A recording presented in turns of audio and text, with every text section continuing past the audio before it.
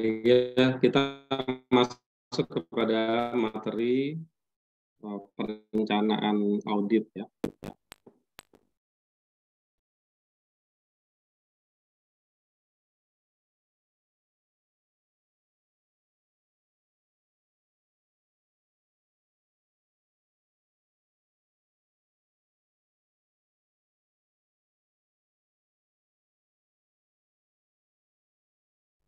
Baik ya, jadi perencanaan audit ya ini sangat penting ya di dalam pada auditor dalam melaksanakan auditnya. Jadi harus ada perencanaan terlebih dahulu ya. Nah, pentingnya perencanaan audit ini yang pertama adalah karena auditor ini bagaimana cara untuk memperoleh apa bukti yang cukup dan tepat sesuai dengan kondisinya gitu ya. Jadi ketika apa sudah memahami ya, sudah menerima penugasan, kemudian sudah memahami kondisi dari klien ya atau auditi ya, kemudian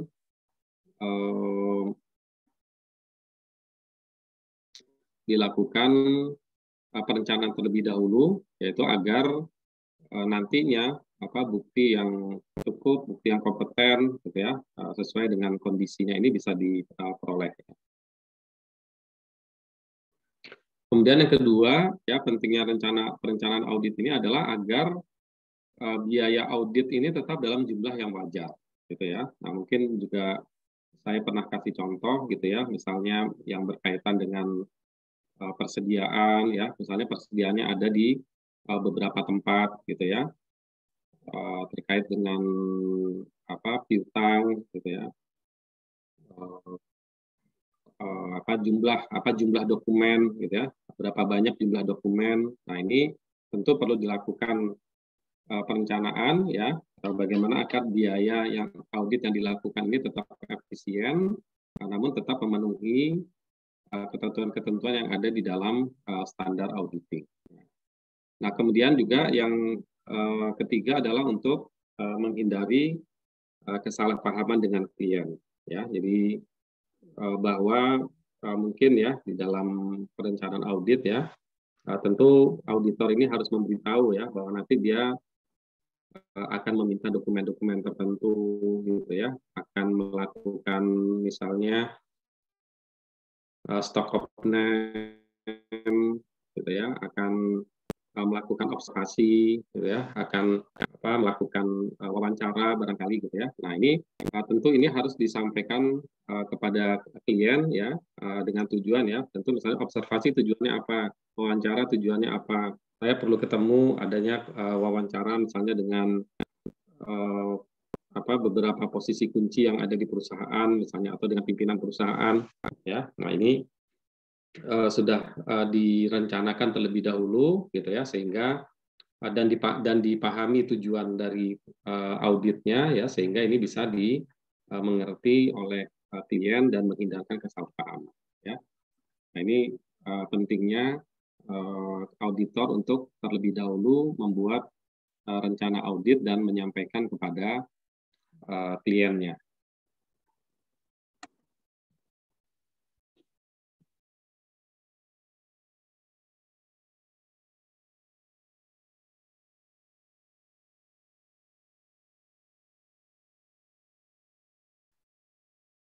Nah dalam proses audit ya proses audit laporan yang pertama ini adalah menerima terlebih dahulu penugasan gitu ya. Jadi kalau tidak ada penugasan ya tentu auditor tidak bisa melaksanakan audit gitu ya. Jadi harus ada tadi ya penugasan apa ya ruang lingkup dan sebagainya ya termasuk mungkin biaya. Nah kemudian setelah ada penugasan baru tadi ya kita melakukan perencanaan awal ya perencanaan awal apa saja harus dilakukan gitu ya. Nah kemudian bagian yang penting dari perencanaan audit ini adalah memahami industri dan bisnis dari klien ya ini sangat penting bagi auditor. Ya, kita harus paham bisnis proses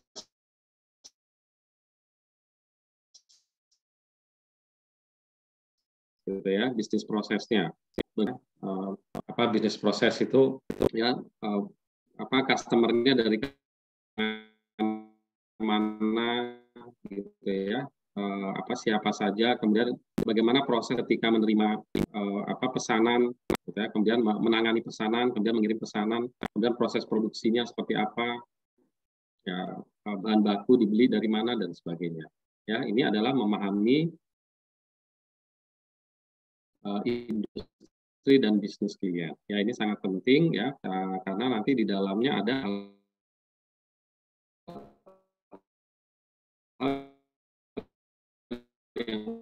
berkaitan dengan apa dari mana misalnya kita proses audit ya judulnya ya. Slide saya udah tampil ya, takutnya nggak pindah nih slide-nya. Oh, udah Pak, tapi suaranya Udah. agak putus-putus ya Pak kalau di saya. Kalau di yang lain juga agak. Iya, agak putus-putus. Putus-putus. Kalau saya dengarnya jelas nih dari sana. Tadi sempat agak putus tadi. Oke, sekarang jelas nih ya. Jelas sekarang. Ya, mudah-mudahan lancar. Nah, gitu ya. Nah, jadi perencanaan audit ya, yang pertama ini adalah memahami ya. Jadi jangan sampai mengaudit itu hanya fokus kepada laporan keuangan gitu ya. Oh, ini laporan keuangan, tanya bukti tanpa kita memahami bisnis prosesnya. Gitu. Nah, itulah mungkin kita misalnya pentingnya wawancara dengan siapa direktur operasional atau direktur utama misalnya gitu ya, atau manajer operasional gitu ya. Itu adalah dalam rangka jadi bukan hanya ketemu dengan orang keuangan dan akunting saja gitu ya, tetapi dengan orang bagian lain ya, khususnya yang berkaitan dengan bisnis utama ya, dengan operasional. Nah, ini sangat penting gitu ya, dilakukan wawancara ini gitu ya. Nah, sehingga tadi ya misalnya masalah kita harus mendapatkan bukti. Kenapa? Berarti buktinya cukup apa seberapa banyak bukti yang kita butuhkan ya gitu. Nah, itu bisa kita temukan dari sini. Nah, kemudian yang keempat ini juga kita bisa membuat asesmen risiko bisnisnya klien ya, penilaian ya, membuat penilaian bahwa bisnis ini berisiko, resikonya ada di mana gitu ya. Nah, ini kita bisa melakukan penilaian, nah, sehingga nanti kita bisa memfokuskan gitu ya, memfokuskan apa di mana titik kritis dari proses bisnisnya klien ini gitu ya. Nah, kita bisa fokus atau bisa perhatian gitu ya, perhatian audit kita kepada bagian tersebut gitu ya. Misalnya kita mengaudit perbankan ya gitu ya, misalnya gitu ya. Nah, kita bisa mengasesmen, bisa menilai resiko bisnisnya ini ada di mana nih misalnya gitu ya. Oh, ada di teller, karena di situ ada serah terima uang misalnya gitu ya. Nah, ini menjadi bagian resiko terbesar dari misalnya resiko besar dari audit perbankan misalnya, atau mungkin di bagian mana di dalam penghitungan bagi hasil atau bunga misalnya gitu ya. Nah, itu jangan posisi resiko adanya kesalahan gitu ya, misalnya ada di sana. Nah, ini ketika kita memahami kemudian juga menilai resiko ya, membuat assessment tentang resiko bisnis klien. Kemudian yang kelima adalah melakukan prosedur analitis awal ya, yaitu dengan membandingkan elemen laporan keuangan dengan angka pembanding ya, misalnya angka anggaran, angka tahun lalu atau dari dari rasio industri ya, industri yang sejenis ya gitu. Nah, jadi perlu analisis awal ini adalah untuk menemukan indikasi gitu ya, highlight gitu ya kira-kira. Jadi indikasi ini di mana bagian mana yang perlu diberikan perhatian dalam melaksanakan audit ya. Misalnya kita menemukan ya ketika membandingkan ya angka anggaran misalnya ya, angka anggaran, ini anggaran misalnya anggaran bahan baku 100 ya, tetapi kemudian realisasinya 150 misalnya gitu. Nah, ini kan ada jomplang yang cukup tinggi. Gitu ya, ada apa namanya? Ada penyimpangan ya, penyimpangan yang cukup tinggi. Nah, ini mungkin bisa menjadi perhatian dari auditor. Ya, kenapa? Ya, mungkin nanti ditemukan misalnya, oh karena harganya mahal, atau mungkin jangan-jangan karena apa misalnya adanya pemborosan bahan baku. Nah, ini adalah bagian yang perlu dilakukan. Ya, atau dengan angka tahun lalu, misalnya tahun lalu itu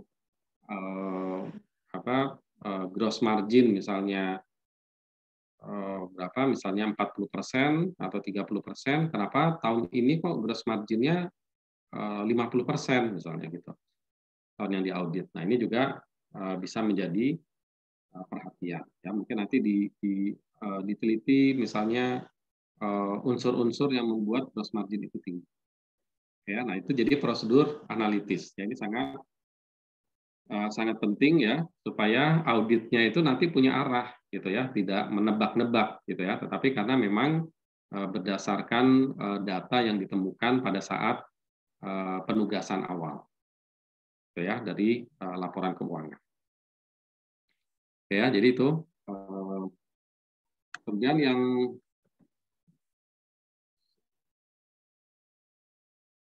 selanjutnya adalah memahami sistem pengendalian internal, ya SPI-nya. Jadi sistem pengendalian internal dan mengukur resiko pengendalian. Ya, jadi memahami sistem pengendalian internalnya. Jadi misalnya untuk pengeluaran kas itu siapa saja otorisasinya, gitu ya misalnya. Ya misalnya, oh untuk mengeluarkan kas itu harus melewati banyak tanda tangan misalnya dari supervisor pengguna, manajer pengguna, kemudian diteliti oleh bagian keuangan,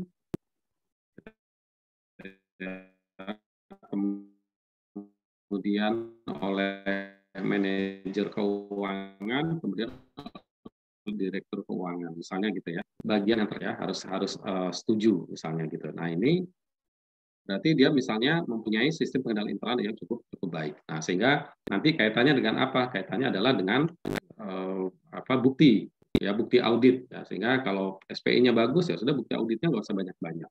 Ya, karena atau prosedurnya sudah sangat ketat, gitu ya. Jadi ada SPI-nya. Ya, sehingga nanti bisa diukur nih resiko pengendaliannya tinggi atau rendah.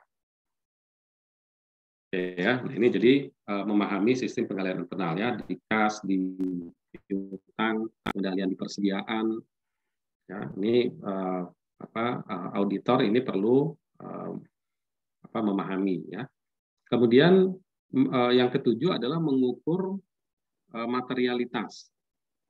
Ya, materialitas itu ya mengukur tingkat signifikansinya. Gitu ya. Jadi materialitas misalnya ini kalau ada penyimpangan atau penyimpangan lah kata itu ya, penyimpangan misalnya hanya 1% ini dianggap tidak material. Tapi kalau di atas 1% itu dianggap material. Jadi artinya apa? Maksudnya kaitannya adalah kalau ada kesalahan penyajian data sampai dengan 1%, maka itu tidak akan merubah keputusan pengguna laporan keuangan. Gitu ya. Nah, itu tingkat materialitas. Tapi kalau ada kesalahannya di atas 5% atau di atas 1%, ini mungkin akan berisiko untuk pengguna laporan keuangan ini akan mengambil keputusan yang berbeda. Gitu ya. Nah, itu adalah materialitas. Nah, jadi auditor ini perlu menentukan ini untuk bisnis ini atau untuk klien ini tingkat materialitasnya berapa.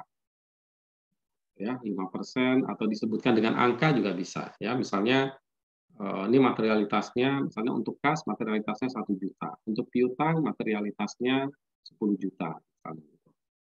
Ya, nah ini tingkat materialitas. Artinya kalau ada selisih sampai dengan jumlah tersebut, itu tidak membawa dampak kepada pengambilan keputusan oleh pengguna laporan keuangan. Ya, nah di antara mengukur materialitas ya, kemudian ada resiko audit ya atau acceptable audit risk. Ya, jadi resiko audit yang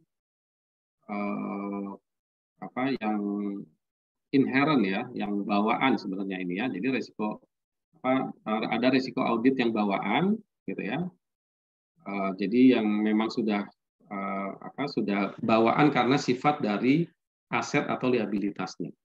Ya, misalnya dari kas. Ya, kas ini tidak mungkin resikonya 0%, pasti dia sudah ada minimal resiko kas. Ya, nah kemudian ada resiko audit yang resiko audit ya, jadi acceptable, resiko audit itu ketika mengaudit, kemudian auditor tidak bisa menemukan misstatement-nya, ya tidak bisa menemukan salah sajinya. Nah itu jumlahnya berapa yang bisa diterima? Ya, jadi itu materialitas dan resiko, ya resiko audit. Ya, jadi nanti misalnya resiko audit itu 5% misalnya. Nah artinya apa? Kalau misalnya ada perbedaan temuan, ya misalnya atau gagal ya, auditor itu gagal menemukan temuan sampai dengan angka 5% itu masih acceptable. Tapi kalau di atas 5% berarti auditor perlu bertanggung jawab ya, tidak acceptable. Ya, jadi itu. Nah, jadi risiko bawaan dan risiko auditnya. Ya, risiko bawaan tadi ya, karena sifat dari akunnya. Misalnya tadi kas ini resikonya tinggi. Ya, piutang juga. Kemudian aktiva tetap yang sifatnya mesin dan sebagainya itu mungkin tidak terlalu tinggi. Ya, resikonya tidak terlalu tinggi. Ya, nah ini jadi perlu dipahami ya, atau perlu mengukur materialitas ya, kemudian persentase dari risiko-risiko. Kemudian mengukur keandalan sistem pengendalian internal serta informasi lain untuk memprediksi potensi terjadinya kecurangan atau fraud dalam proses bisnis serta dalam penyajian laporan keuangan. Jadi mengukur nih tingkat. Jadi setelah kita memahami, ya ini nomor 6 juga sudah mengukur risiko pengendalian. Ya. Jadi di sini mengukur keandalan dari sistemnya, dari SPI-nya. Ya, nah apakah SPI ini mampu untuk mencegah terjadinya kecurangan? Gitu ya, seberapa besar lah gitu ya, seberapa besar SPI ini akan mampu untuk mencegah kecurangan. Ya tadi ya, jadi misalnya untuk pengeluaran ya ini harus ada tanda tangan dari sekian pihak. Nah ini kan tentu akan menghindarkan kecurangan dibandingkan kalau hanya staf di bagian operasional kemudian langsung meminta uang ke kasir langsung mengeluarkan. Ya ini tentu tidak ada SPI-nya ya, atau SPI-nya tidak andal. Gitu ya, karena tidak ada kontrol misalnya dari atasan gitu ya, atau dari struktur organisasinya perusahaan. Ya, ini jadi keandalan SPI-nya bagaimana? Ini penilaian dari auditor ya, sudah ada nggak SOP-nya, prosedurnya gitu ya. Bagian kalau meminta uang bagaimana caranya, kalau ingin membeli barang bagaimana caranya. Nah, gitu ya. Jadi ini adalah bagian dari SPI. Ya, jadi ada sistem yang baku, sistem yang harus dijalankan. Nah, itu adalah SPI. Ya, yang bisa mengurangi kecurangan atau fraud dalam penyajian laporan keuangan. Ya, kemudian yang selanjutnya adalah mengembangkan strategi audit dan program audit. Ya, mengembangkan strategi audit. Strategi audit ini bagaimana cara auditnya? Misalnya audit strateginya melalui memperbanyak misalnya ke arah SPI gitu ya, memperbanyak ya, menguatkan audit terhadap SPI ya, atau menekankan kepada gudang misalnya gitu ya, atau kepada proses penjualan. Nah itu adalah strategi di dalam audit ya. Kemudian program audit ya, programnya adalah yang lebih operasional ya, misalnya untuk melakukan pengawasan atau audit terhadap piutang, maka programnya adalah konfirmasi piutang, misalnya gitu. Nah, itu salah satu strategi dan program yang harus dijalankan. Ya, jadi membuat strategi dan program. Oke, kemudian ini penjelasannya, ya, materialitas ini adalah batas tentang kriteria salah saji material di dalam laporan keuangan. Ya, jadi kriteria batas tentang salah saji material. Ya, jadi maksudnya yang seperti saya sampaikan tadi, kalau misalnya ada kesalahan dari uang 100 juta, cuman selisih 100 juta, ya, uang nih, ya, uang cash 100 juta, selisih 500.000, mungkin tidak material. Ya, artinya tidak mengakibatkan misstatement, salah saji. Ya, tidak mengakibatkan material salah saji yang material. Artinya apa? Kalau tidak termasuk salah saji yang material itu artinya tidak akan mempengaruhi pengambilan keputusan dari pengguna laporan keuangan. Ya, dari 1 juta lah cuman selisih 200.000 misalnya gitu ya, itu mungkin tidak material. Nah, materialnya di angka berapa? Gitu ya. Nah, ini yang perlu ditentukan oleh auditor. Nah, jadi kalau misalnya sampai selisih 5 juta, ini baru kita anggap sebagai material. Kalau cuma masih 4,5 juta belum dianggap material. Nah, ini yang perlu ditentukan oleh auditor, ya, sehingga nanti dalam proses auditnya mudah arahnya. Misalnya, oh ini kok setelah dilakukan cek ulang terhadap saldo kas kok ada selisih 5 juta. Ini masih acceptable, masih bisa diterima.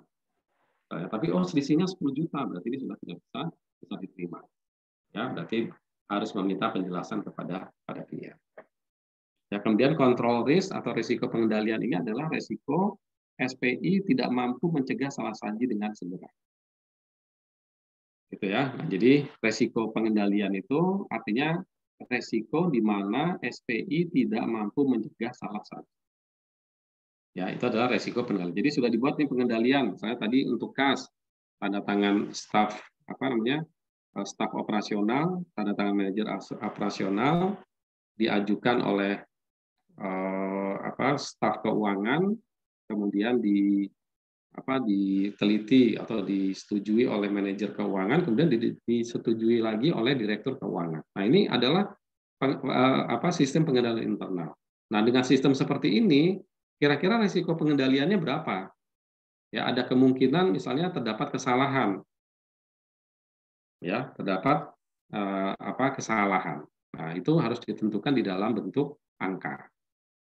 Ya, misalnya, ini masih dengan sistem seperti itu masih mungkin terjadi kesalahan sebesar 2% misalnya gitu. Nah, berarti ada risiko pengendalian 2%. Ya, control risk sebesar 2%. Nah, itu yang dimaksud dengan risiko pengendalian. Jadi udah dibikin sistemnya bagus gitu ya, tetapi masih ada risiko bocor gitu ya, kira-kira seperti itu. Nah, berapa bocornya dengan sistem yang dibuat begitu ketat? Bocor 2%. Kalau tidak ada sistem yang ketat, mungkin bocornya 10%. Gitu ya. Nah, ini berarti ada perbaikan dari sisi risiko pengendalian. Nah, ini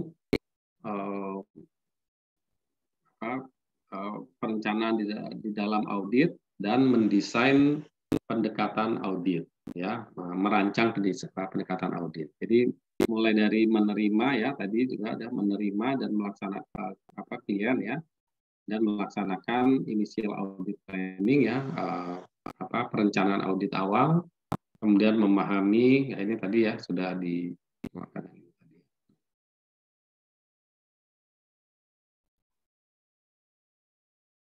Oke, ya, ini adalah langkah-langkah yang perlu dilakukan oleh auditor, ya, agar pelaksanaan auditnya ini bisa dilaksanakan dengan baik dan sesuai dengan standar. Oke, kemudian beberapa istilah yang kita jumpai, ya, di dalam pengertian risiko, ya, misalnya inherent risk atau risiko bawaan ini adalah risiko salah saji dalam laporan keuangan yang tidak disebabkan oleh faktor SPI, yang melainkan disebabkan oleh faktor-faktor lain di luar SPI. Gitu ya. Jadi inherent risk atau risiko bawaan ini mau dipakai SPI juga nggak pengaruh, risiko itu tetap ada. Gitu ya. Jadi itu adalah inherent risk. Ya. Tadi di awal saya sebutkan ini merupakan karakter dari akunnya. Ya, tentu inherent risk dari kas berbeda dengan inherent risk dari inventaris atau dari mesin produksi, peralatan mesin. Ini tentu berbeda, ya, berbeda resikonya. Ya, jadi disebabkan oleh faktor-faktor lain yaitu karakter, ya. Kalau saya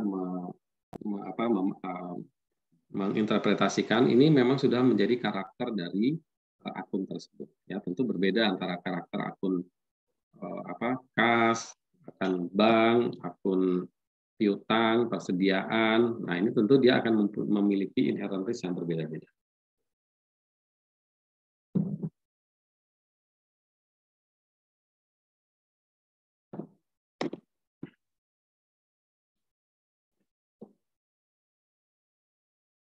Oke, ya.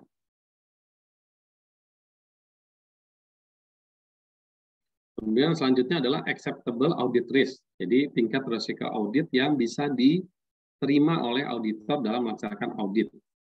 Ya, yang bisa diambil. Ya, bisa diambil atau bisa diterima. Gitu ya. Artinya kalau misalnya ada misalnya manajemen menentukan bahwa atau melaporkan bahwa kas itu atau membuat laporan keuangan jumlah kasnya 100 juta. Kemudian auditor melakukan pemeriksaan terhadap kas. Ya, kas berarti dia harus, karena misalnya auditnya itu dilakukan pada akhir Februari misalnya, gitu ya. Nah, maka pada akhir Februari harus dilakukan stok kas, ya. Nah, harus dihitung tuh kas bulan Februari.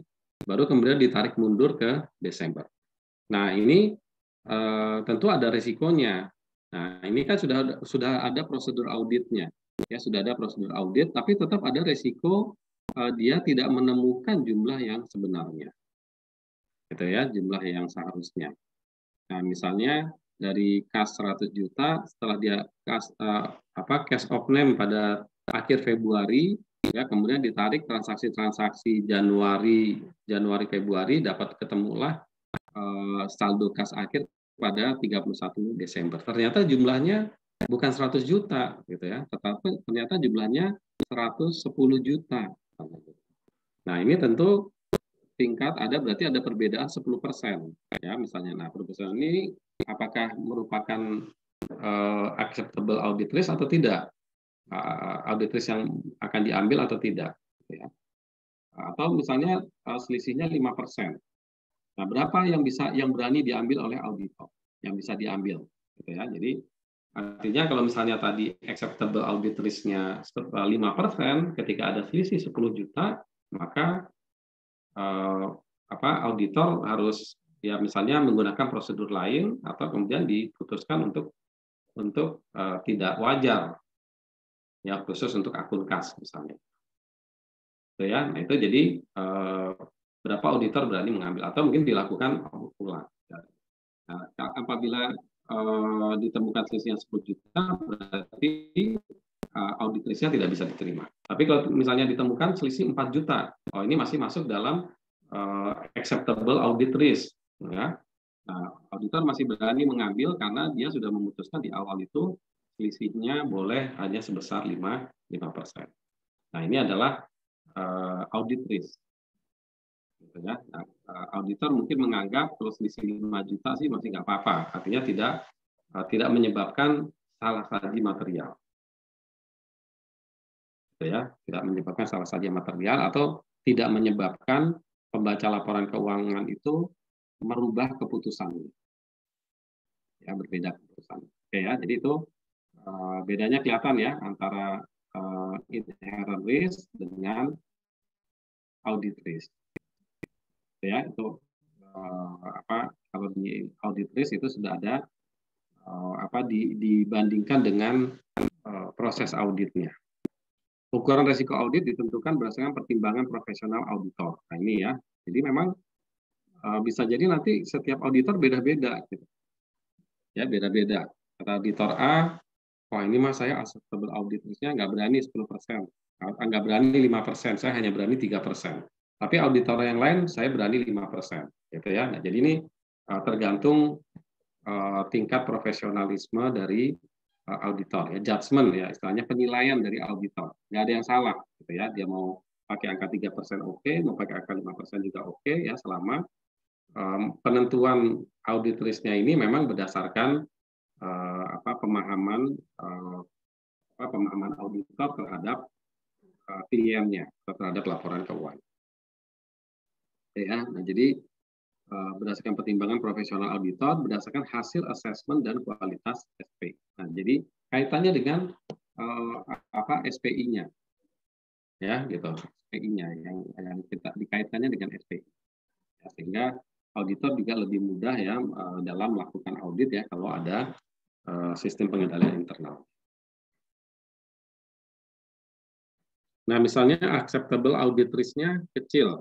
Nah, pada saat potensi salah saji tinggi karena sistem pengendalian internal dipandang rendah, ya, berdasarkan hasil pemahaman dan punya SPI, begitu pula sebaliknya. Nah, jadi maksudnya acceptable audit risk itu kecil, ya, apabila potensi salah sajinya tinggi, ya, karena sistem SPI. Jadi maksudnya auditor, ya, ini kondisinya apa? Kondisinya SPI-nya rendah.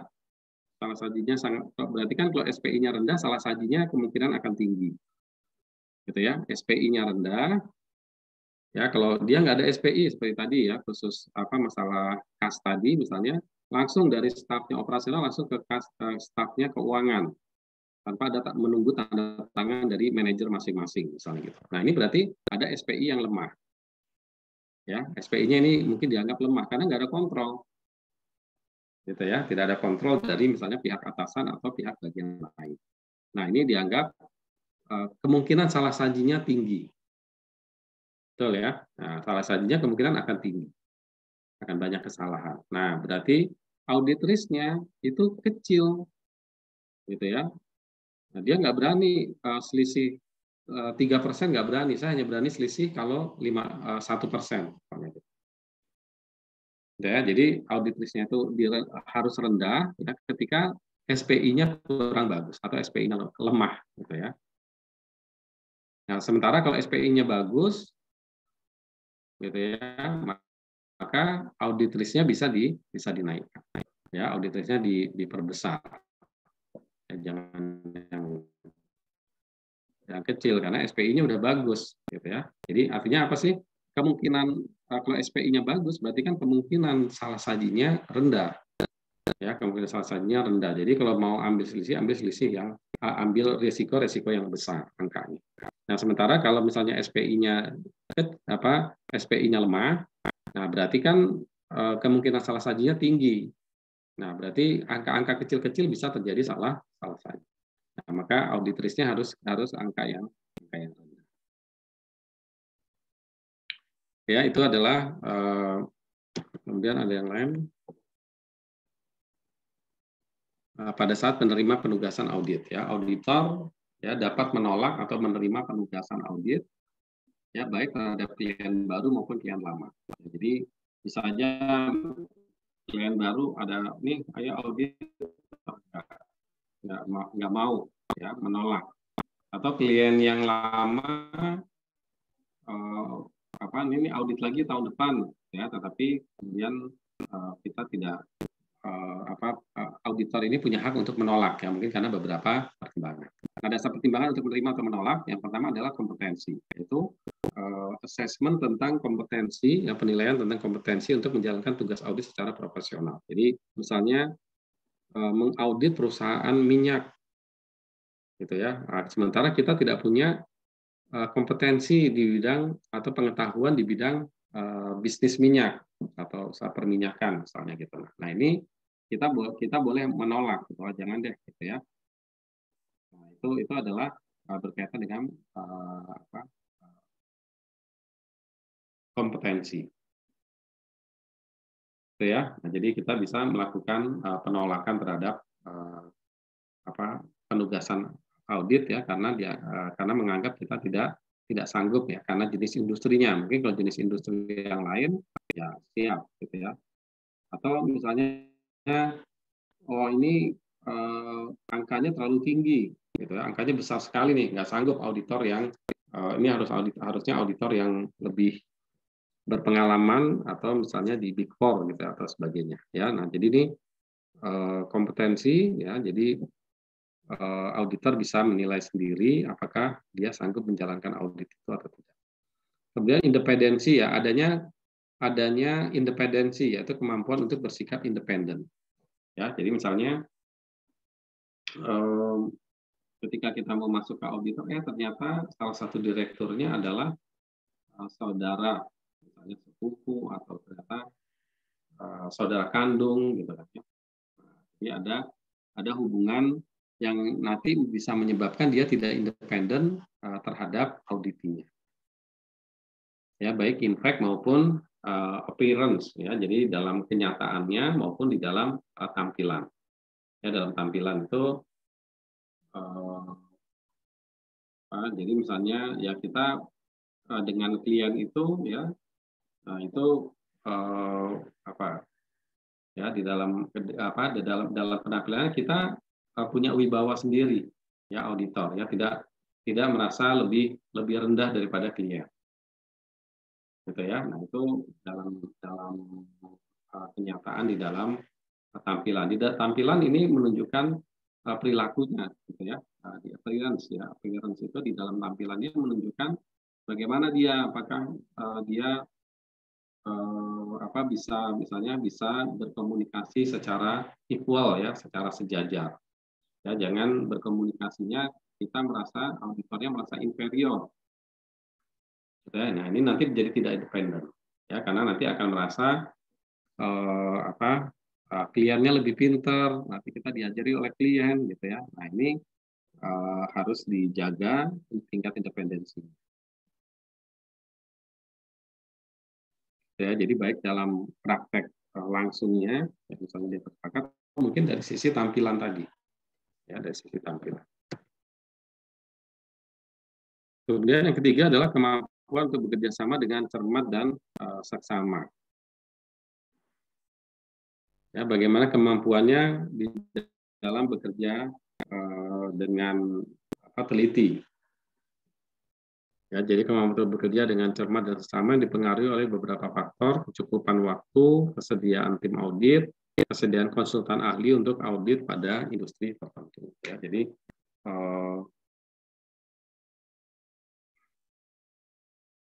menerima atau menolak penugasan ini adalah perlu memperhatikan kemampuan untuk bekerja dengan baik.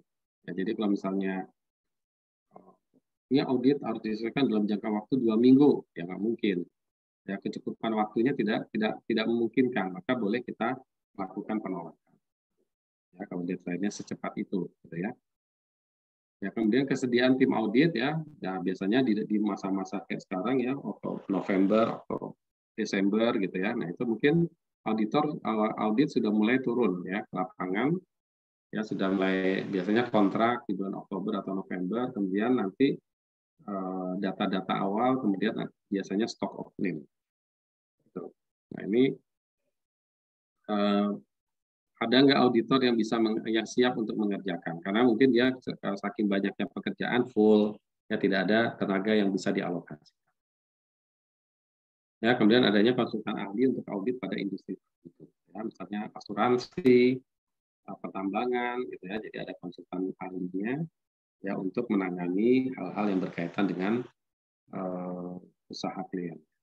Kemudian tingkat risiko pelaksanaan tugas audit, misalnya dalam kaitannya dengan karakteristik bisnis dan industri klien.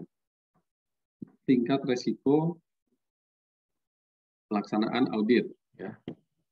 Sebentar ya.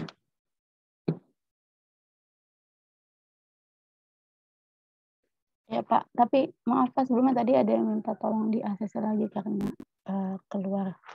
Mungkin kalau ada. Udah ada. Oh udah, oke. Okay. Sudah Pak, terima kasih. Sudah semua ya.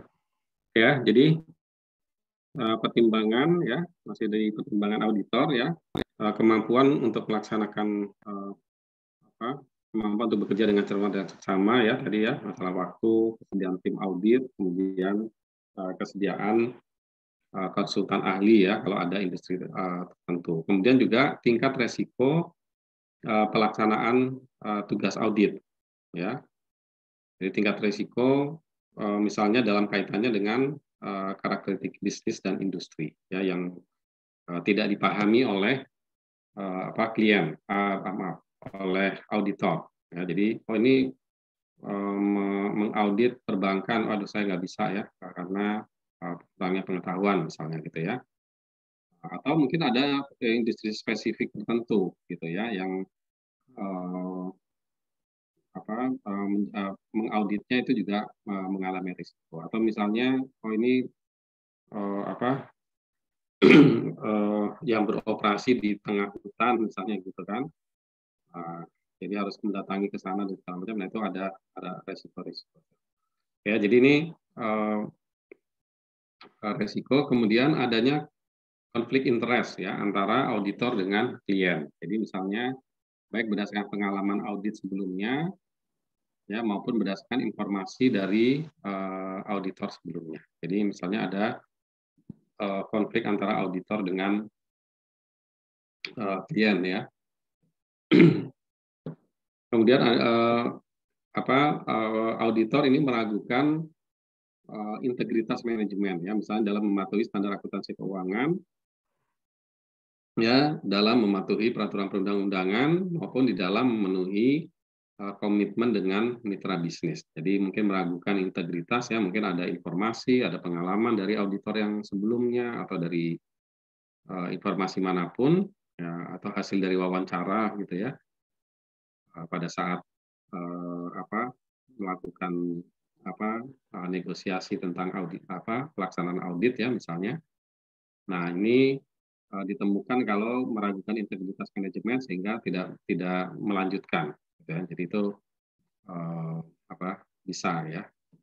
Ya, jadi itu ada beberapa pertimbangan ya ketika auditor ini tidak berkenan untuk atau tidak bersedia untuk melanjutkan atau untuk melaksanakan audit.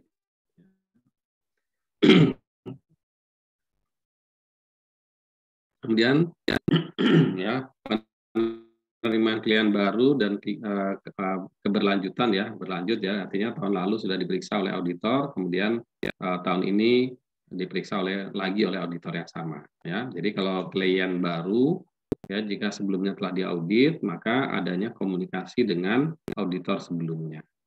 Ya, jadi ada komunikasi, ya, ini kode etik yang menyatakan ya, harus ada komunikasi. Ya, kemudian diperlukan izin ya, jadi maksudnya komunikasi juga ada ya mungkin ada tata cara yang baik lah gitu ya, bagaimana melakukan komunikasi dengan auditor sebelumnya. Ya, apabila berlanjut melanjutkan audit ya, tahun lalu sudah diaudit, kemudian diaudit lagi pada tahun berikutnya, ini melakukan evaluasi tahunan apakah akan lanjut sesuai permasalahan biaya dan integritas klien ya. Jadi misalnya apakah ada misalnya selama audit tahun sebelumnya itu ada permasalahan-permasalahan tertentu gitu ya. Nah, sehingga merasa perlu diperbaiki gitu ya. Misalnya permasalahan itu tidak bisa diselesaikan, maka ya sudah tidak dilanjutkan gitu ya. Atau masalah biaya, ternyata oh ini banyak biaya yang di luar perkiraan gitu ya. Ya, jadi itu beberapa pertimbangan-pertimbangan ya. Ya, kemudian pertimbangan penerimaan audit ya, ada dua faktor dapat diterimanya resiko ya. Ini sesuai dengan pernyataan ya, basisnya adalah pernyataan dari pengguna ya, dari user atau pemakai atau pengguna ya, kemudian intended use of the statement ya, jadi proaktifnya lah ya gitu ya, penggunaan dari laporan ya atau pernyataan. Oke ya, jadi ini ketika audit audit yang diterima harus ada semacam pernyataan gitu ya. Kemudian kemungkinan pengumpulan lebih banyak bukti untuk perusahaan yang sahamnya dimiliki oleh publik ya. Jadi bukti-bukti ya di dalam audit ya. Nah, ini maka kalau dia harus lebih banyak ya bukti-buktinya ya ketika karakter perusahaannya ini kondisi perusahaannya misalnya dia adalah saham yang dimiliki oleh publik ya. Nah, tentu ini harus lebih ya karena nanti penggunanya akan lebih luas gitu ya. Pengguna laporan keuangannya akan lebih luas.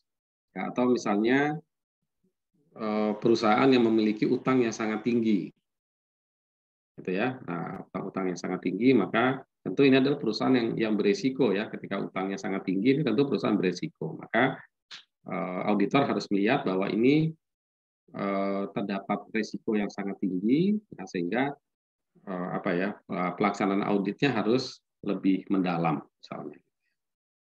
Kemudian akan dijual gitu ya. Ada semacam potensi atau kemungkinan perusahaan itu akan dijual ya. Nah, maka ini perlu dilakukan audit dengan pengumpulan bukti yang lebih banyak.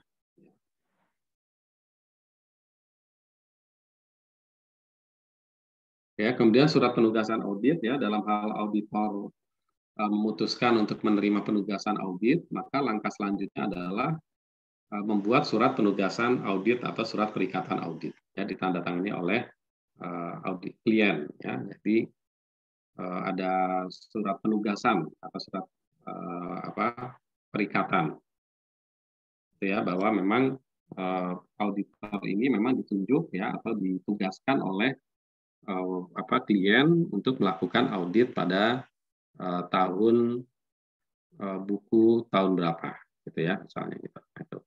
Nah, surat tugas ini ya tujuannya adalah untuk memahamkan tugas dan tanggung jawab masing-masing pihak yaitu auditor dan klien. Nah, jadi tugas auditor apa, tugas klien apa, tanggung jawab auditor apa, tanggung jawab klien apa. Ya, nah ini harus ada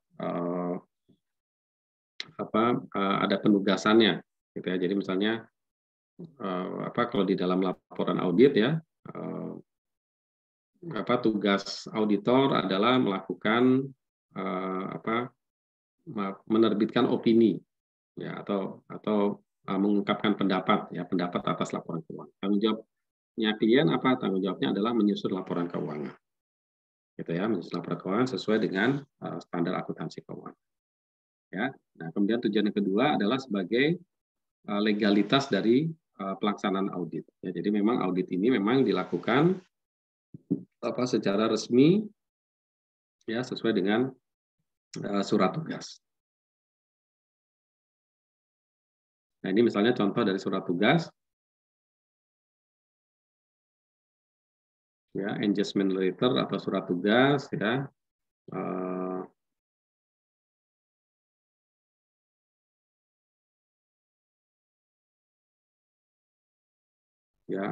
Misalnya surat tugas dari mana ini dari auditor ya ditujukan kepada perusahaan ya ini ya bahwa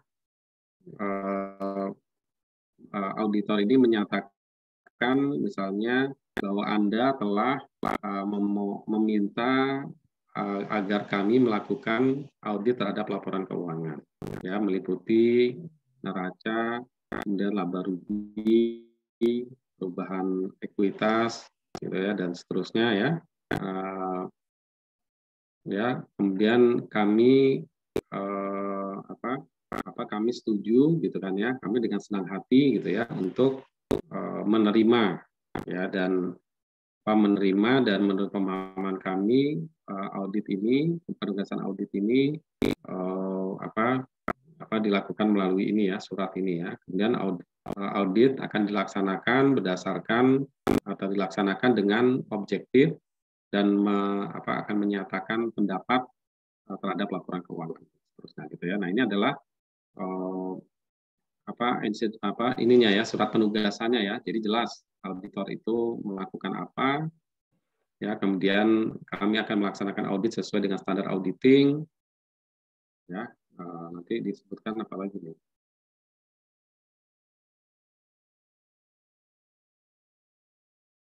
Ya, prosedur auditnya dilaksanakan ya, ini diseleksi atau dipilih berdasarkan penilaian ya atau profesionalisme dari auditor ya. Ya, prosedur-prosedurnya ini berdasarkan pemahaman auditor. Ya, kemudian audit juga meliputi evaluasi gitu ya terhadap kebijakan akuntansi, ya estimasi gitu ya yang dilakukan oleh manajemen. Nah, ini kan jelas ya, manajemen melakukan apa? Melakukan membuat kebijakan akuntansi, membuat estimasi ya. Nah, ini termasuk dia akan melakukan, auditor ini akan melakukan hal tersebut. Ya, kemudian ada keterbatasan ya, ada keterbatasan di dalam pelaksanaan audit ya yang inherent ya yang tidak bisa dihindarkan, ada internal control ya, kemudian adanya resiko yang unavoidable ya, risiko yang tidak dapat dihindarkan ya, akan adanya salah saja material yang kemungkinan tidak dapat dideteksi ya, meskipun audit telah dilaksanakan sesuai dengan standar auditing gitu ya. Nah, ini jadi dinyatakan gitu ya ada hal-hal tertentu ya yang misalnya tidak terdeteksi, kemungkinan tidak terdeteksi dan sebagainya, itu disebutkan resiko-resikonya ya, sehingga dia membuat resiko resiko ya resiko audit ya dan seterusnya ya, nanti bisa dibaca. Nah, ini kemudian audit akan dilaksanakan berdasarkan pengetahuan manajemen dan pemahaman ya bahwa tanggung jawab dari manajemen adalah apa? Adalah menyiapkan dan mempersiapkan dan menyajikan laporan keuangan menurut standar akuntansi. Nah, gitu ya. Jadi di sini adanya pernyataan gitu ya bahwa manajemen ini melaksanakan penyusunan laporan keuangan ini sesuai dengan standar akuntansi. Ya, kemudian apa? Bahwa manajemen gitu ya atau klien ini telah membuat desain, implementasi dan maintenance ya, desain, implementasi dan pengawasan ya terhadap internal control yang pengendalian internal ya, sistem pengendalian internal yang relevan dengan penyiapan laporan keuangan. Ya, jelas ini adalah tanggung jawab ya dari siapa? Dari kliennya. Ya kan tadi di sini. Nah, ini ya ada tanggung jawab ya, tanggung jawab, tugas dan tanggung jawab dari auditor dan klien.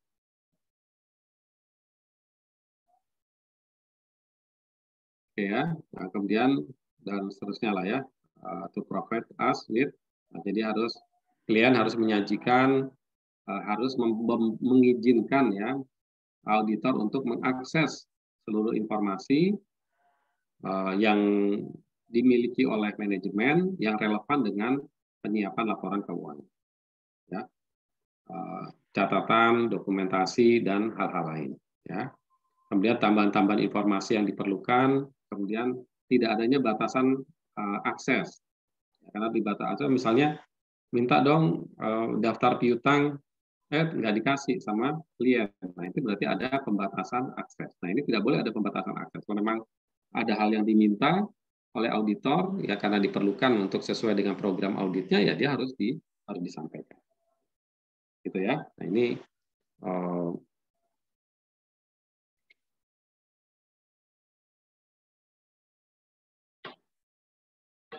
Oke, kemudian sebagai bagian dari proses audit,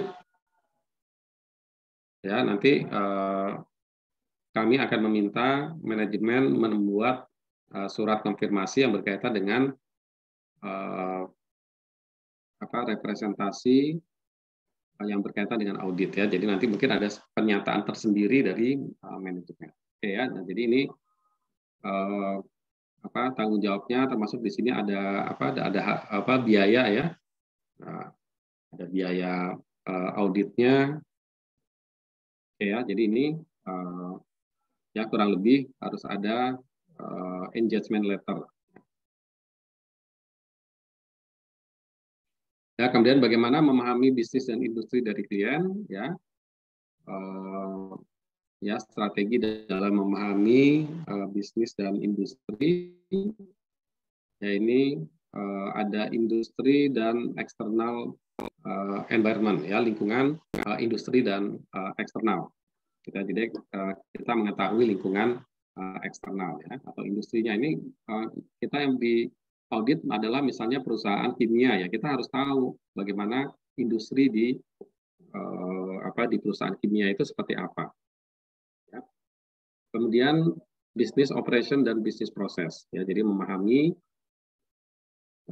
bisnis prosesnya, gitu ya. Bisnis proses itu di sana ada arus barang, ada arus uang, gitu ya, ada arus dokumen, ya, ada arus, ya, ada cycle, ya, nanti ada beberapa siklus, ya, siklus piutang dan penerimaan uang, siklus utang dan pembayaran, ada pembelian misalnya, gitu kan. Nah, ini harus dipahami oleh auditor. Kemudian sistem manajemen, ya, sistem manajemen, struktur organisasi, tata kelola. Nah, ini juga harus dipahami oleh auditor. Kemudian tujuan dan strategi, ya, klien ini arahnya mau bagaimana, dan, ya, kemudian pengukuran dan KPI. Ya, jadi resiko bisnis klien adalah resiko yang dapat menyebabkan klien ini gagal memenuhi tujuan bisnis. Nah, jadi termasuk di sini adalah memahami resiko dari bisnisnya, ya, karena ini nanti akan berpengaruh kepada opini, ya, opininya auditor, ya. Kalau misalnya ternyata perusahaan ini gagal, ya, untuk going concern, gitu, ya, perusahaan ini gagal untuk going concern, ya, tentu ini auditor harus memahami, ya, harus mengetahui, ya, dan kalau memang itu ada kemungkinan gagal going concern yang sangat tinggi, kan ini harus diungkapkan di dalam laporan audit. Ya, jadi auditor harus memahami sumber utama dari pendapatan. Ya, dari mana nih revenue stream-nya, ya, ini dari mana, ya, itu harus dipahami oleh audit. Ya, kemudian pelanggan dan supplier kunci, ya, jadi pelanggan dan supplier yang penting dan sangat menentukan jalannya perusahaan. Jadi misalnya dari sekian banyak supplier itu ada 3 supplier kuncinya. Jadi kalau misalnya 3 itu tidak termaintain dengan baik, ya, ini perusahaan ini bisa mengalami kesulitan bahan baku. Nah, ini adalah yang perlu dipahami, ya, sehingga nanti di sini ada bisa mengarahkan fokus auditnya ke arah mana. Ya, kemudian sumber pendanaan, ya, apakah dari pinjaman, apakah dari modal seberapa banyak, dari pinjaman seberapa banyak, pinjaman apakah perbankan, ada selain perbankan, dan sebagainya. Ya, atau mungkin utang suppliernya sangat tinggi, itu kan pendanaan juga. Ya. Kemudian informasi yang berkaitan dengan pihak yang berkaitan, ya, jadi, ya, informasi-informasi yang diperlukan, gitu ya. Dia mau mengadakan kerjasama, dia tergantung kepada customer tertentu, gitu. Ya, kemudian dia dikendalikan oleh siapa perusahaannya, gitu ya. Nah, itu adalah informasi-informasi yang penting yang perlu diperoleh oleh auditor. Ya, jadi tujuan memahami bisnis dan industri ini adalah untuk mengidentifikasi serta mengukur potensi resiko salah saji material, ya, baik yang disebabkan oleh kesalahan maupun yang disebabkan oleh kecurangan. Ya, jadi dengan memahami bisnis ini, ya, nah, kita bisa melihat, ya, auditor ini bisa melihat atau mengukur, ya, potensi adanya resiko salah saji, ya. Jadi misalnya, nah, ini tadi apa, Pak, ya, pemahaman bisnis dan industri, ya, perubahan ekonomi, atau ini tadi, ya, misalnya kaitan dengan pelanggan dan supplier kunci. Nah, ini kan bisa jadi di sini ada potensi resiko salah saji material, ya, karena misalnya klien kita sangat tergantung kepada pelanggan ini, gitu ya, sehingga mungkin di sini ada gitu ya, beberapa informasi yang mungkin menjadi sangat penting gitu ya bagi keberlangsungan bisnisnya klien. Gitu ya, sehingga di situ ya mungkin misalnya ada hal-hal ya karena misalnya kita kan kalau misalnya kita tergantung terlalu tinggi kepada orang tersebut kan kepada seseorang misalnya itu kan kita akan misalnya disuruh melakukan sesuatu yang kurang baik ya terpaksa mau misalnya gitu ya. Nah ini kan artinya ada resiko gitu ya, ada resiko-resiko. Jadi mungkin ada tata kelola atau manajemen itu yang tidak sesuai dengan prosedur. Ya, nah ini baik nanti salah sajinya itu yang sifatnya kesalahan, error, atau yang sifatnya nanti adalah kecurangan. Ya, jadi misalnya kan kalau misalnya kita sangat tergantung kepada pelanggan kan misalnya harusnya ada order baru kita kirim barang. Tapi karena ini udah pelanggan kunci, jadi order lisan langsung barang dikirim, misalnya gitu ya. Tidak menunggu PO, tidak menunggu ya mungkin ada dokumen-dokumen yang diperlukan, gitu ya. Nah ini ada potensi nanti ada kemungkinan terjadinya kesalahan ya, salah saji yang material, apakah itu karena sengaja atau tidak atau karena kecurangan.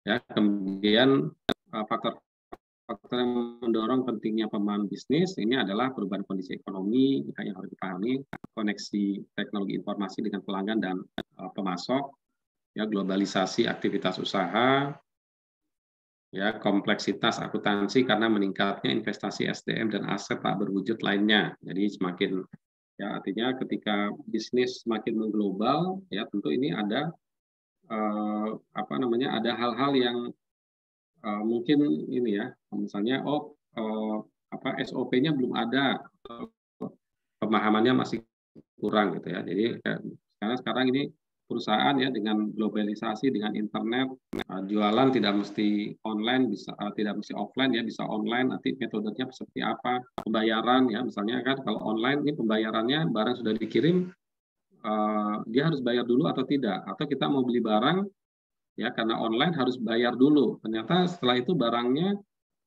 tidak datang atau datang terlambat atau datang tidak sesuai dengan pesanan. Ya, nah ini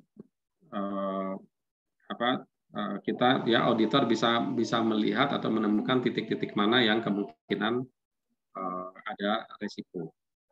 Kompleksitas akuntansi karena meningkatnya investasi SDM, ya, dan aset tidak berwujud lainnya. Ya, nah ini kompleksitas akuntansinya semakin tinggi ya karena banyak model-model transaksi. Ya, banyak jenis-jenis model transaksi yang baru. Ya, seperti aset tidak berwujud lain gitu kan ya. Ini kan mungkin tadi ya karena kita harus bisnis melalui marketplace segala macam harus ada apa nih? Harus ada garansi, harus ada membeli lisensi tertentu dan sebagainya. Kita ini dulu ya karena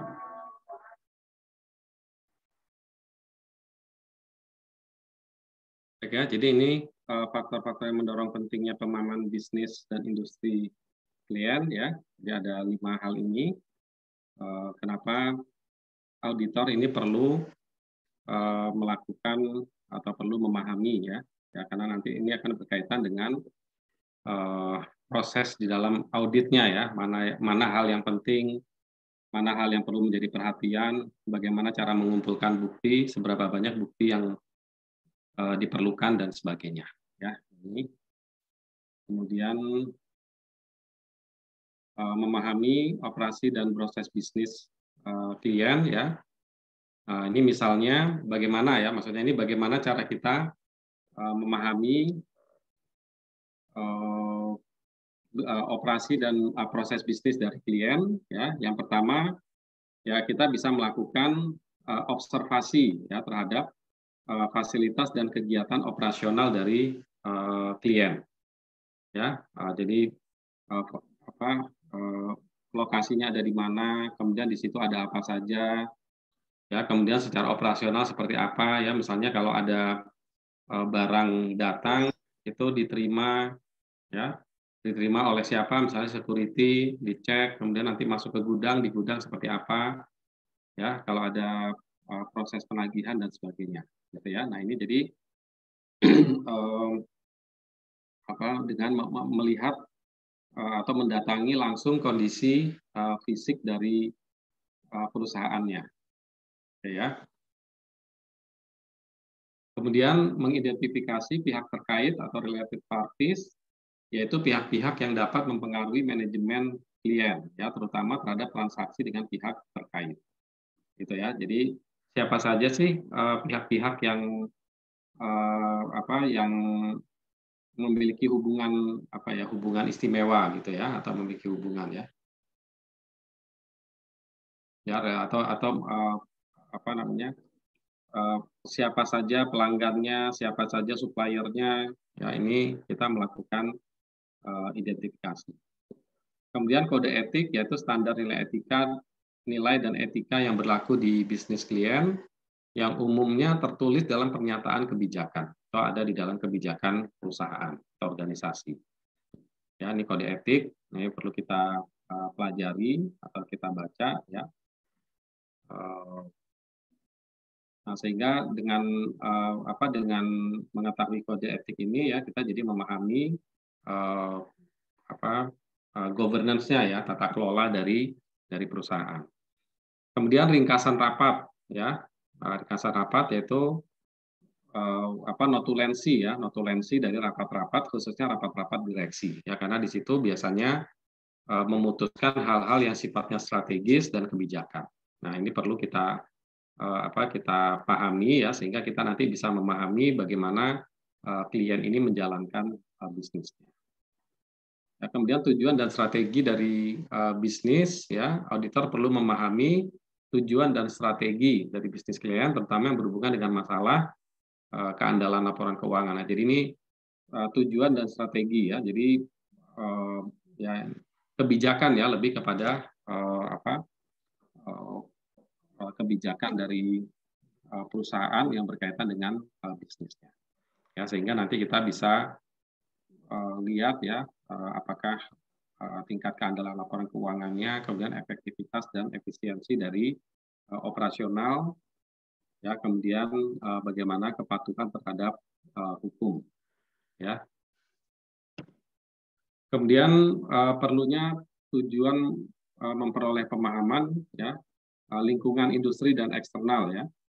Jadi ini risiko, ya. Jadi apa yang bisa didapatkan, gitu ya, apa yang bisa didapatkan dari memahami lingkungan industri dan eksternal ini adalah risiko yang berkaitan dengan industri tertentu.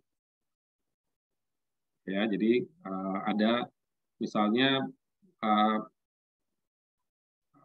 perusahaan ini adalah perusahaan yang full regulated, gitu ya. Jadi seperti misalnya perbankan, ya, perbankan itu adalah perusahaan yang tingkat regulasinya sangat tinggi. Ya, tentu nanti auditor bisa menilai resiko. Ya, kemudian ada perusahaan yang misalnya operasionalnya tergantung kepada izin dari pemerintah, gitu ya. Misalnya ada perusahaan perkebunan, kehutanan, misalnya, gitu ya, itu sangat pengaruh. Misalnya ada unsur global, gitu ya.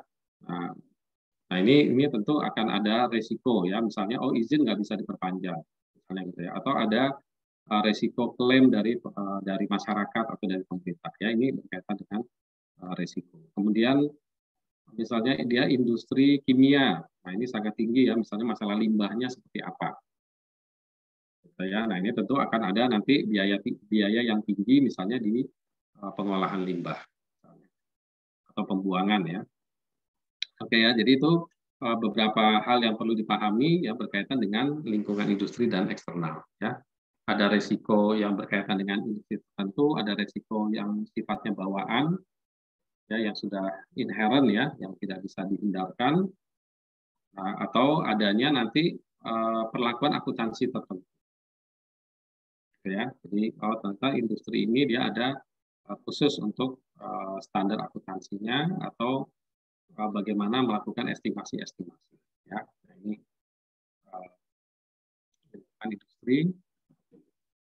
Kemudian asesmen salah saji material, ya. Asesmen salah saji material ini, ya, kepentingan utama auditor adalah mampu mengungkapkan salah saji material dalam laporan keuangan. Ya, jadi auditor bisa bisa mengungkapkan, ya, atau bisa menilai, ya, ini ada salah saji material, ya.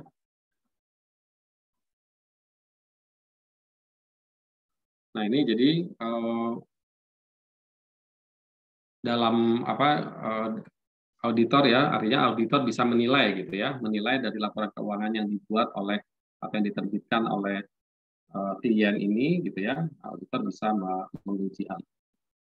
Nah, asesmen salah saji material adalah langkah terakhir dari 4 prosedur, ya. Jadi maksudnya menilai salah saji material ini setelah melalui prosedur-prosedur, ya, sudah mengetahui, sudah ada memahami bisnis, ya, kemudian sudah mengukur resiko, ya, kemudian sudah memahami SPI, ya, sistem pengendalian internal, yang dirancang untuk mencegah potensi salah saji atau kesalahan, ya, potensi kesalahan dan kecurangan, ya, kemudian mengukur resiko salah saji material dalam laporan keuangan. Ya, jadi ini setelah ini baru kemudian bisa menilai tentang salah saji yang material. Ya, jadi dia langkah terakhirnya, ya, jadi yang keempat ini. Jadi kalau kita tidak memahami bisnisnya, tidak bisa menilai resikonya, ya, yang dari sebelumnya, ya, pemahaman yang sebelumnya ini, nah ini, ya, nah tidak bisa memahami bisnisnya, tidak bisa memahami industrinya, tidak bisa mengukur resiko, tidak mengetahui sistem pengendalian internalnya, ya, maka itu tidak akan bisa kita menilai resiko salah saji.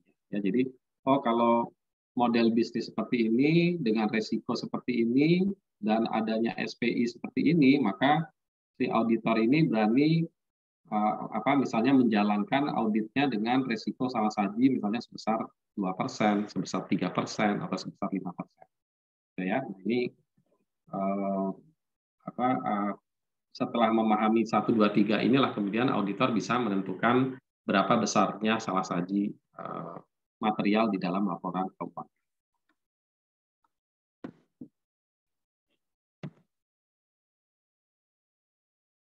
Ya, kemudian prosedur analitis, ya, prosedur analitis ini diperlukan baik dalam tahap perencanaan, pelaksanaan maupun kesimpulan. Ya, prosedur analitis ini berarti membuat analisis rasio, ya, analisis vertikal, analisis horizontal, ya, jadi untuk melihat potensi salah saji di dalam laporan keuangan. Ya, tadi misalnya tahun lalu ketika dibandingkan dengan tahun lalu, ini net profit-nya tahun lalu itu misalnya 10%, tetapi tahun ini ternyata 25%, atau tahun ini ternyata cuma 1%, gitu, ya. Jadi ini ada misalnya perbedaan yang cukup tinggi, ya, terhadap angka-angka, ya, atau misalnya dibandingkan 5 tahun terakhir, gitu, ya, 5 tahun terakhir net profit misalnya 15%, 12%, 10%, 11%, 13%, tapi tiba-tiba tahun ini misalnya turun menjadi 3%. Nah, ini adalah ada indikasi, gitu, ya, ada harus ditelusuri, ya, kira-kira apa penyebab dari rendahnya net profit, gitu, ya. Jadi ini memang harus prosedur analitis ini perlu dijalankan supaya nanti juga bisa mengetahui mana bagian-bagian yang perlu diteliti lebih lanjut, ya, lebih jauh atau lebih mendalam. Ya, alternatif prosedur analitis ini misalnya cash ratio, ya, ini biasa, ya, di analisis laporan keuangan, ya, ini kita bisa digunakan, ya, rasio-rasio yang ada di analisis laporan keuangan itu, ya, itu bisa digunakan. Ya, analisis ada rasio likuiditas, ada rasio solvabilitas, rasio profitabilitas, dan sebagainya, ya. Nah, ini bisa digunakan, ya, likuiditas untuk perputaran piutang, ya, utang piutang, analisis kemampuan memenuhi kewajiban jangka panjang, ya, akuntabilitas ya, misalnya utang rasio dan sebagainya. Ya. Profitabilitas, laba kotor ya, persentase laba kotor, profit margin, return on asset, return on investment misalnya. Ya, ini bisa digunakan ya, tinggal dibandingkan. Ya, dibandingkan dengan tahun sebelumnya. Jadi silakan gunakan vertikal maupun horizontal. Ya, kemudian ya ini ya prosedur analitis ya, berarti angka tahun lalu, angka anggaran, rata-rata industri dan seterusnya. Oke ya, saya kira ini silakan ya, ini sudah ada juga di laporan keuangan. Apa di analisis laporan keuangan. Nah, kemudian strategi audit ya, strategi audit adalah pilihan pendekatan audit untuk memastikan efektivitas pelaksanaan audit. Ya, misalnya menentukan sifat, saat, dan luas audit ya sebagai pedoman di dalam pengembangan rencana audit. Ya, jadi strategi audit ini adalah untuk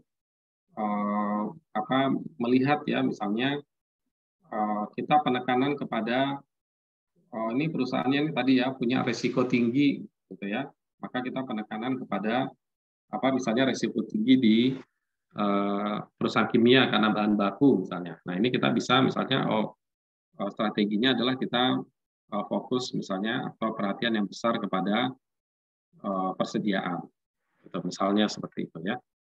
Nah ini intinya sifat, saat, dan luasnya audit. Ya, seberapa besarnya audit harus dilaksanakan, gitu ya.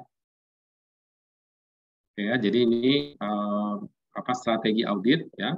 Kemudian strategi audit juga didasarkan pada sifat dari bisnis dan industri klien serta yang berpotensi menimbulkan salah saji material. Tadi ya, jadi misalnya bahan berbahaya, ya bahan kimia ini potensi salah sajinya sangat tinggi. Atau nanti seperti misalnya barang-barang fast moving ya, barang-barang yang misalnya usaha minimarket misalnya gitu. Ya, nah itu kan ada barang-barang yang ada batas waktunya kan, gitu ya. Nah ini juga harus diuji misalnya dengan perputaran kalau di sini berarti gunakan perputaran persediaan gitu ya.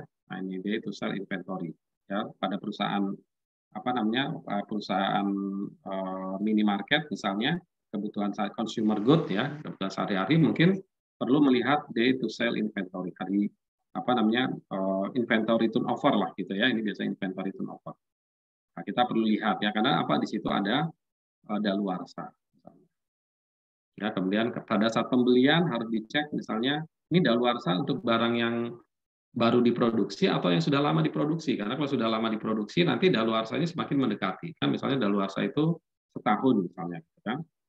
Nah itu berarti kalau dia diproduksi sekarang baru daluarsa setahun lagi. Nah kita beli barangnya itu yang diproduksi sudah keluar dari produksi berapa lama, sebulan, 2 bulan, 3 bulan gitu ya. Nah ini adalah bagian-bagian yang penting dari audit ya. Strategi audit ini juga mencakup pemilihan staf pelaksana audit serta evaluasi kebutuhan tenaga ahli dari luar kantor akuntan ya. Nah ini jadi misalnya tingkat kesulitan tinggi perlu mengangkat orang yang berpengalaman. Perusahaannya tingkat kesulitannya rendah mungkin tidak perlu orang yang berpengalaman dan sebagainya ya. Ini jadi ini adalah bagian dari hal-hal yang harus dipertimbangkan di dalam strategi audit. Nah, oke ya. Nah, jadi itu tentang perencanaan audit yang ujungnya nanti adalah kepada strategi dari audit ya. Mungkin sampai sini ada pertanyaan?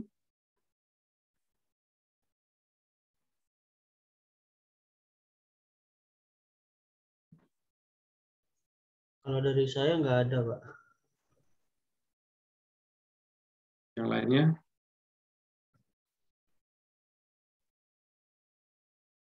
Gimana teman-teman?